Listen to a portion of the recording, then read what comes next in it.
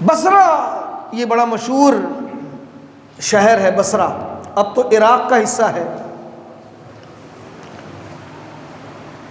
تو بصرہ میں ایک بزرگ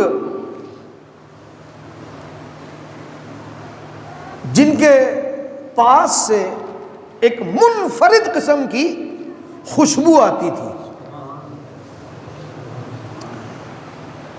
حتیٰ کہ ان بزرگ کو لوگ مشکی کہنے لگے۔ اس وقت تو مشک بھی ایک خوشبو کا نام ہے، ورنہ اس سے مراد ان کی تھی کہ خوشبودار، مشک والا یعنی خوشبودار۔ ان بزرگ کی شان تھی، تو وہ مسجد میں داخل ہوتے تو پوری مسجد مہک جاتی۔ ایک دن لوگوں نے ان بزرگ کو کہا حضرت بیٹھے، اور آج اپنی اس خوشبو کا، بلکہ یوں کہیں کہ اپنے خوشبودار وجود کا راز بتائیں۔ میرے آقا کریم علیہ الصلوۃ والسلام بھی بڑے خوشبودار تھے۔ اعلیٰ حضرت فرماتے ہیں نا، گزرے جس راہ سے وہ سید والا ہو کر، ہو گئی ساری زمین عنبر سارا ہو کر، ان کی مہک نے دل کے غنچے کھلا دیے ہیں، جس راہ چل دیے ہیں کوچے بسا دیے ہیں۔ تو وہ ایک صحابی تھے، وہ بڑی پیاری خوشبو لگاتے تھے، ان کی تھی بھی 3 ازواج، اور وہ کوشش کرتی تھی کہ ہم ایسی خوشبو لگائیں جو ان کے شوہر سے زیادہ نمایاں ہو، لیکن تھک ہار کے انہوں نے ہتھیار ڈال دی اور کہا اللہ کے واسطے بتائیں خوشبو کون سی لگاتے ہیں؟ کہا میرا بچپن تھا اور محبوب خدا نے مجھ پر ہاتھ پھیرا تھا۔ یہ تو محبوب کی شان ہے کہ جس کے وجود پہ ہاتھ پھیر دیں تو وہ قیامت تک مہکتا رہے اگر اس کی زندگی ہو۔ یہ تو محبوب خدا کی بات ہے نا۔ اور کبھی اللہ رب العزت محبوب علیہ الصلوۃ والسلام کے صدقے سے وہ صفت محبوب کے چاہنے والوں کو بھی عطا فرما دیتا ہے۔ یہ بڑی مشہور بات میں آپ کو بتا رہا ہوں کہ جیسے کہ میرے آقا علیہ الصلوۃ والسلام کے جسم اقدس پر مکھی نہیں بیٹھتی تھی، اور حضور کا فیضان تھا کہ غوث پاک کے وجود پہ بھی مکھی نہیں بیٹھتی تھی۔ غوث پاک نبی نہیں ہے، ولی ہے، لیکن فیضان ہے یہ۔ اب وہ بات کیا ہے کہ حضرت مشکی رحمت اللہ تعالی علیہ لوگوں نے پکڑ لیا، اب آج تو آپ بتا ہی دیں۔ کہا اس کو رہنے دو، اس بات کو۔ کہا نہیں، آج ہم آپ کو جانے نہیں دیں گے جب تک آپ اس بات کا اظہار نہیں کریں گے کہ آپ کے وجود سے جو خوشبو آتی ہے وہ کون سی ہے۔ کہا میں کوئی خوشبو نہیں لگاتا۔ تو پھر کیوں مہکتے ہیں؟ نظروں کو جھکا کر آپ نے اشکبار آنکھوں سے بتایا کہ میرا بچپن تھا، چھوٹا تھا، اور ایک بزاز کپڑے کے تاجر کے پاس میں نوکری کرتا تھا، اور بارہا ایسا ہوتا کہ لوگ کپڑے کے تھان لے جاتے اور میں ان کے تھانوں کو اٹھا کر ان کے گھر پہ چھوڑتا اور قیمت لے کے واپسی آ جاتا۔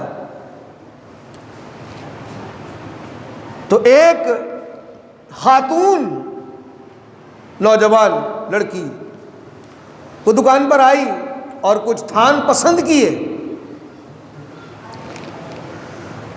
اور کہا کہ اس نوجوان کو میرے ساتھ بھیج دے، میں اس کی قیمت دے دوں گی۔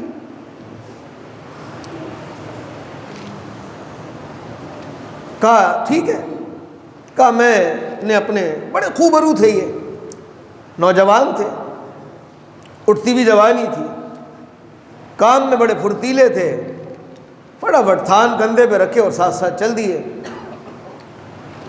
کہا میں وہ خاتون جو ہے وہ ایک حویلی، ایک بڑا سا لگژری مکان تھا نا، بڑا سا مکان تھا، اس پر جا کے رکی اور مجھے بلایا. میں اندر چلا گیا، کہا یہاں بیٹھ جاؤ، میں تمہیں ابھی قیمت لا کے دیتی ہوں، پیسے. کہا جب وہ نوجوان دوشیزہ آئی تو اس نے گھر کے سارے دروازے بند کرنا شروع کر دیے. میں گھبرایا، اللہ جانے کیا معاملہ ہوگا.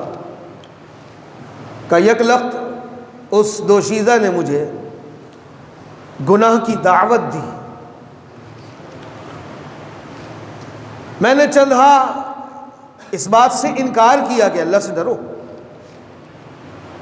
بدکاری تو بہت بڑا گناہ ہے. کہ وہ مجھ سے اپنا منہ کالا کروانا چاہتی تھی اور بضد تھی اور کہتی تھی اگر تم نے میرے ساتھ بدکاری نہیں کی تو میں شور مچا کر تمہیں لوگوں کے سامنے برا بنا دوں گی. کہا مجھے اپنی عزت کی فکر تھی، اپنی پاک دامنی کا لحاظ اور خیال تھا. میں نے کہا اچھا مجھے حاجت ہے، یعنی واش روم جانا ہے. کہا میں، اس نے کہا جاؤ اپنی حاجت پوری کر لو. کہا میں نے باتھ روم میں جا کر غلاظت کو اپنے پورے وجود پر مل لیا، اور جب میں اس کے سامنے آیا تو وہ پاگل پاگل کہہ کے پکارنے لگی، اور میں جھٹ پٹ دوڑتا ہوا اوپر گیا، دروازے چونکہ بند تھے، اور پھر میں نے بغیر سوچے سمجھے بالائی منزل سے چھلانگ لگا دی.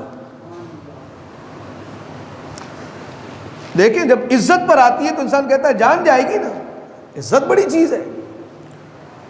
کہا جب میں نے چھلانگ لگائی تو اچانک کسی نے مجھے اپنے پروں میں لے کر زمین پر رکھ دیا.